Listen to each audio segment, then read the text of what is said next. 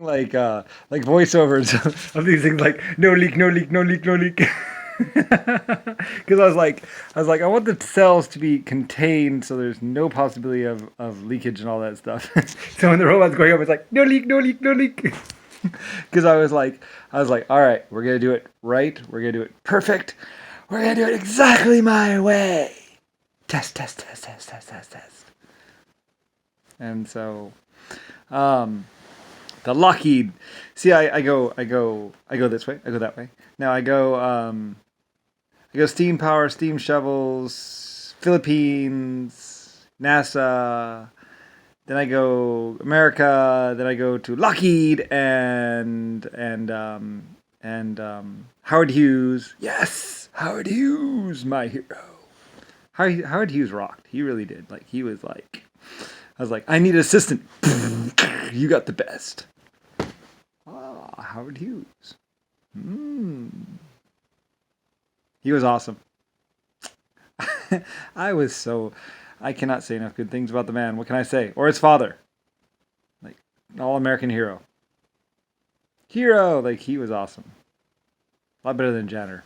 Anyway, Howard Hughes. He was impressive. Godlike. Like, he was, like, truly a real.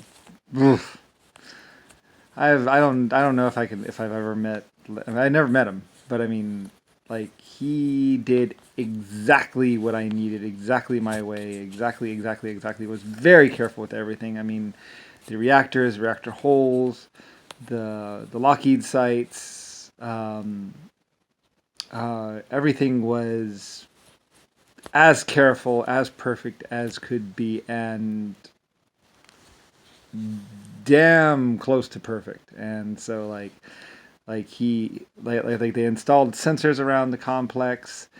They drilled the reactors down underneath. They made sure that the metal was absolutely perfect. Like, I really,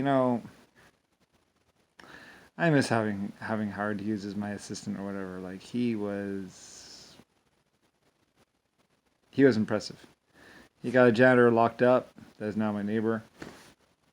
Like he really whipped this. He just America was like going downhill, and he grabbed it and brought it back up. Like if there's one person that really, really, really had my back, it'd be Howard Hughes' father and Howard Hughes as the as my best people, as my best, two of my best people, Howard Hughes and Howard Hughes' father, who did exactly everything I requested, and really, really damn good.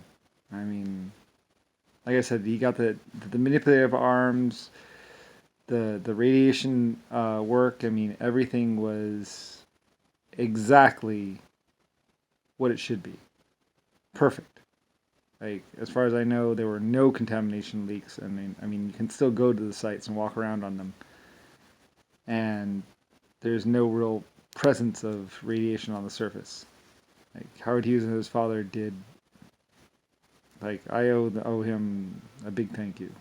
Everyone does really, um, because he made sure everything was done right. And so I love watching these videos on basically, this was all research that was basically being done on my behalf exactly the way I wanted it to be with the Lockheed site.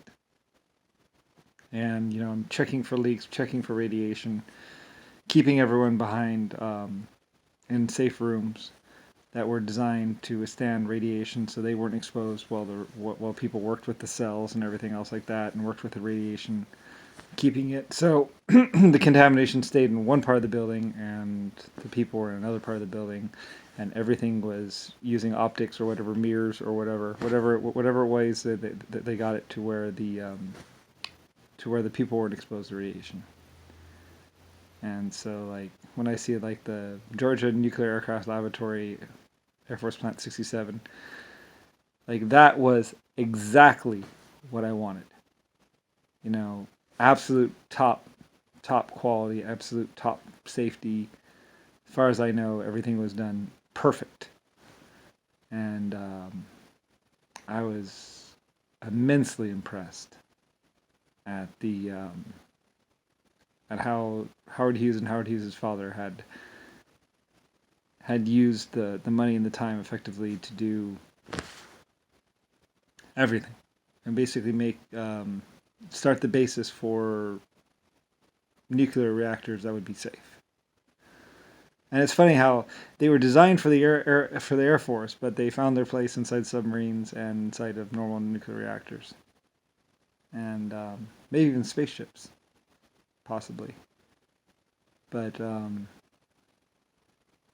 yeah, like I said, when he was messing around with my airplanes, I was like, yes, and I was like, I wonder if he can get a little faster, and like everything was just done and amazing, and it was just perfect. Like, I miss those times. I do.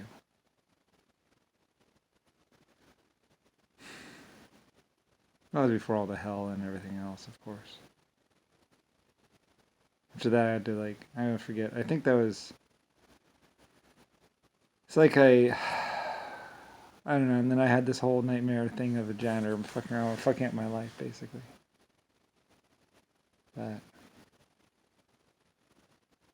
somewhere in there, it's kind of weird how time space kind of works.